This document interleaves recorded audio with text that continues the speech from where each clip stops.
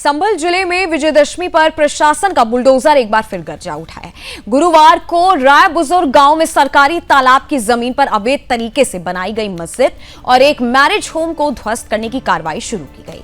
संभल में अवैध marriage hall पर बुलडोजर कार्रवाई हुई। असमौली इलाके में मैरिज हॉल गिराया गया।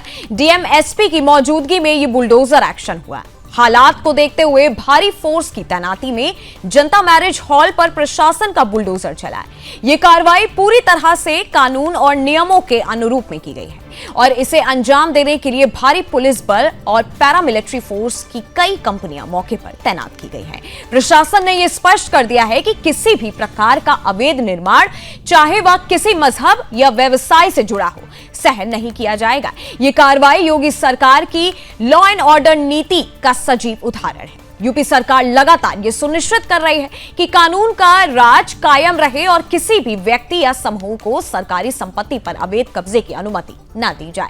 प्रशासन ने मौके पर सभी प्रकार की सुरक्षा और सतर्कता बरती है। कार्रवाई के दौरान कोई अप्रिय घटना न हो, इसके लिए पुलिस और फोर्स पूरी तरह से तैनात है। साथ ही स्थानीय लोगों को भी समय रहते सूचना दी गई और सड़क मार्गों पर यातायात नियंत्रण रखा गया। ये बड़ा कदम न केवल सरकारी संपत्ति की रक्षा के लिए है, बल्कि समाज में कानून और व्यवस्था के महत्व को भी स्पष्ट करता है। योगी सरकार के संकल्प और प्रशासन की तत्परता ने यह संदेश दिया है कि अवैध निर्माण और कानून तोड़ने वालों को बख्शा नहीं जाएगा।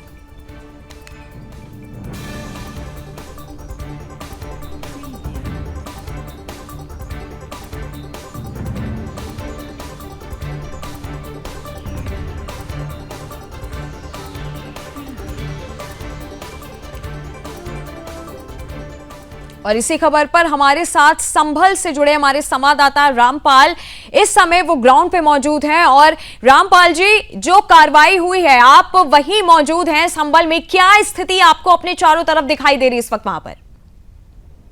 देखिए, मैं बता दूं आपको, संभल में संभल को संवेदनशील माना जाता है। उसके लिए प्रशासन ने देखिए बीएनएस की धारा 163 पहले से ही लागू कर दी थी, क्योंकि जो अरारक होते हैं वो संभल का कहीं ना कहीं माहौल खराब करने की कोशिश करते हैं। आप मेरे पीछे देख सकती हैं कि किस तरीके से यहाँ पर भारी संख्या में पीएसी और जो है स्थानीय पुलिस जो है तैनात की गया। भारी संख्या में कई थानों की पुलिस जो है यहाँ पर तैनात की गई है। तो यहाँ पर सुरक्षा व्यवस्था के जो है कड़े इंतजाम किए गए हैं। ये जो मेरे पीछे देख रहे हैं आप, जो देखिए नजनी, ये वो वही मस्जिद है जिसको प्रशासन ने अपनी जो है चिन्हित किया था और इस पर जो है लगातार इस पर कार्रवाई की है। और इसके थोड़ी सी अगर 500 कदम की दूरी पर जाएंगे आप, तो यहाँ पर 200 कदम की दूरी पर जाएंगे आप, तो 200 कदम की दूरी पर यहाँ पर एक जो है मैरिज हॉल है। और मैरिज 500 वर्ग मीटर में जो अवैध तरीके से एक जो है तालाब है, तालाब की भूमि थी, और उसको जो पाट करके यहाँ पर समुदाय विशेष के लोगों ने इसको जो पाट करते और यहाँ में मैरिज हॉल बनाया गया था।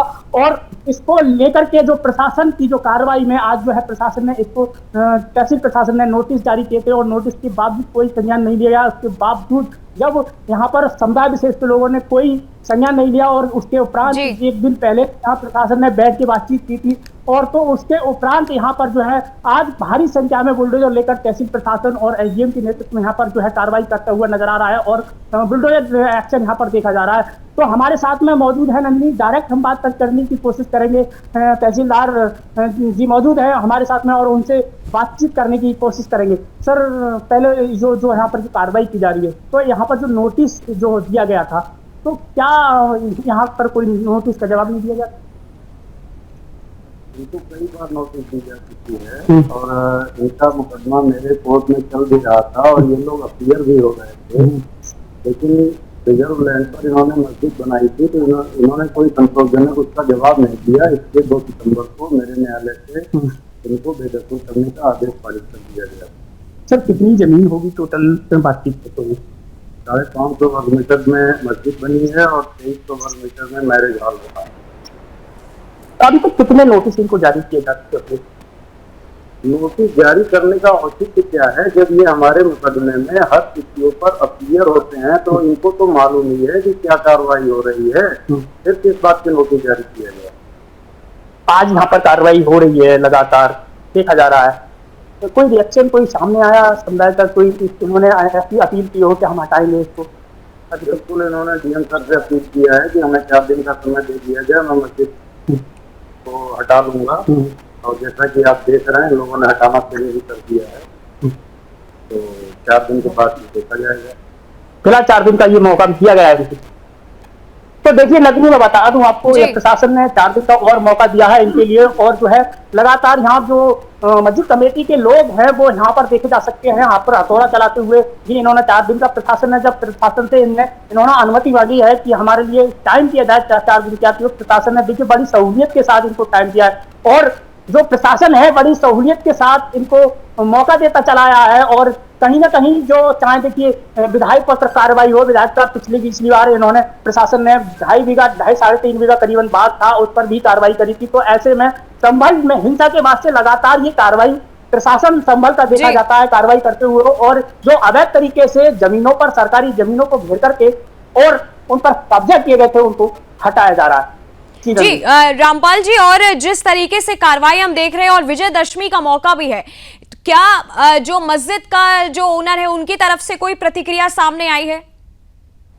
देखिए अभी तक तो कोई प्रतिक्रिया इनकी सामने नहीं आई है, लेकिन यहाँ प्रशासन से हमने बात की, तहसीलदार साहब से बात की थी, तो उन्होंने जरूर बताया कि इन्होंने हमसे आकर के 4 दिन का समय मांगा है, और 4 दिन का प्रशासन ने इनको समय दिया है। तो फिलहाल जो है, जो मैरिज हॉल है, मैरिज हॉल पर 3-4 से जेसीबी चला करके उसको तोड़ा गया है, और उस पर जो है कार्रवाई की जा रही है, और जो मलबा है, मलबा टम्परों से हटाया जा रहा है।